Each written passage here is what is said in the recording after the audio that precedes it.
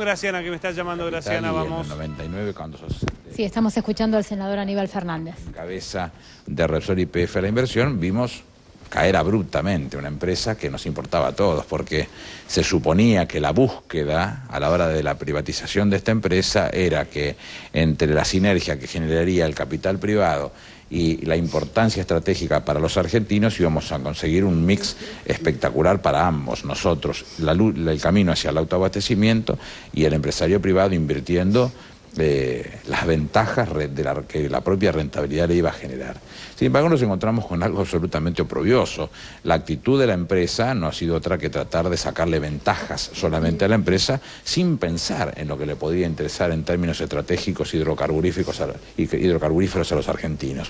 Y así vimos cómo se desmoronó la producción de crudo, cómo se desmoronó la producción de gas, cómo cayeron las reservas, cómo se sobreendeudaron y además distribuyeron a diestra y siniestra los dividendos de forma tal de lo que estábamos yendo es un vaciamiento lícito, o sea, un saqueo de la empresa. Entonces, en ese marco llega el momento en que después de tantas expresiones y búsquedas de llamadas a la reflexión y tratar de imponer situaciones para volver a la normalidad que exigía el gobierno argentino a través de sus funcionarios, fundamentalmente el ministro de Planificación Federal, Investigación Pública y Servicio Debido y el viceministro de Economía Kicillof, que fueron los que llevaron adelante la voz cantante, pero en definitiva el pensamiento de la Presidenta de la Nación, no encontraba respuesta. Senador, ¿qué lectura Espere, no encontraba respuesta. Cuando no encuentra respuesta, llega un momento en que uno se pone cada vez más insistente y cada vez menos paciente. Y esa insistencia y esa falta de paciencia hizo que en algún momento entonces los hiciera reflexionar y que reconocieran que todo lo que venían diciendo nuestros funcionarios era cierto.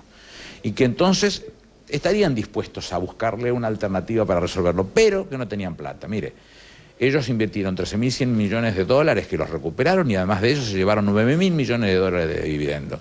No tenían plata, que pretendían entonces que mientras que lo oprobioso por la desidia respecto de la vocación de resolver el tema de los argentinos, en donde el último año solamente importamos 9.397 millones de dólares en fuel o en gasoil para la producción agrícola, o la agropecuaria, industrial o generación de energía, mientras que ellos hacían ese tipo de gestos, nosotros teníamos que tolerarlos y ahora que nosotros los llevamos a la reflexión en el marco del respeto por las inversiones, ellos nos cambian la bocha y nos dicen ahora entonces que sí, que lo pueden cambiar, pero si ponemos la plata a nosotros, nos tomaban por tontos, ¿no? En definitiva, la gallina de los huevos de oro, ellos se llevaban los huevos, nosotros le dábamos de comer a la gallina. Terminó el tema, llega un momento que hay que tomar decisiones trascendentales, que es esta. La de expropiar, como dice nuestra propia Constitución, en el artículo 17, que consta en la Constitución desde 1853, y que dice con claridad que lo que se hace en este caso, la propiedad es inviolable para los argentinos en cualquiera de sus condiciones, pero si se expropia, lo que se puede hacer es, a través de ley del Congreso, declarando utilidad pública el sujeto de expropiación y pagando una indemnización. ¿Quién la va a determinar? El Tribunal de Tasaciones, dice la propia ley que define las expropiaciones. Y ese Tribunal de Tasaciones, compuesto por personal técnico de un enorme prestigio, es el que va a decir cuánto vale la empresa. Y a partir de ese punto, nosotros tomaremos el control del 51% e iremos al objetivo que perseguimos los argentinos, que es el autoabastecimiento. Horizonte de previsibilidad y la garantía de que los vaivenes del petróleo internacional no nos van a hacer daño en nuestra economía. ¿Qué lectura puede hacer de la solicitada que hoy publicaron varios matutinos donde Repsol YPF asegura que es falso que no hayan explorado ni explotado en materia de hidrocarburos en el país? Las respuestas están a la vista, es decir, la Presidenta exhibió los cuadros de lo que significó el desmoronamiento en la producción de crudo, el desmoronamiento en la producción de gas, la caída de las reservas, el enorme endeudamiento al que han sometido en los últimos 4 años a la empresa y los 9.000 millones de dólares que se llevaron de dividendos. ¿Qué me quiere contar una solicitada? Con solicitada quieren resolver el problema energético de los argentinos. No hay ninguna explicación.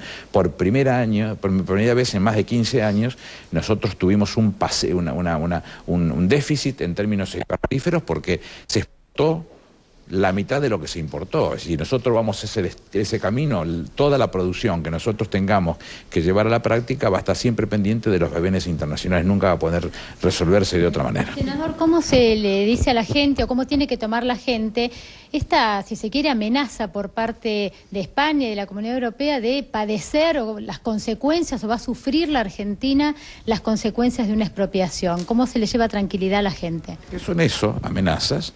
en términos de la boca de algunos de los que he escuchado, periodistas fundamentalmente españoles, son todos pagos por Repsol, con lo cual no es muy... Bueno, pasa en la Argentina. Asistimos un lunes a una charla que se da en TN entre Joaquín Morales Solá y el ex jefe de gabinete. Los dos eran empleados de Repsol, hablando mal de esta situación, con lo cual sucedió en España de la misma manera.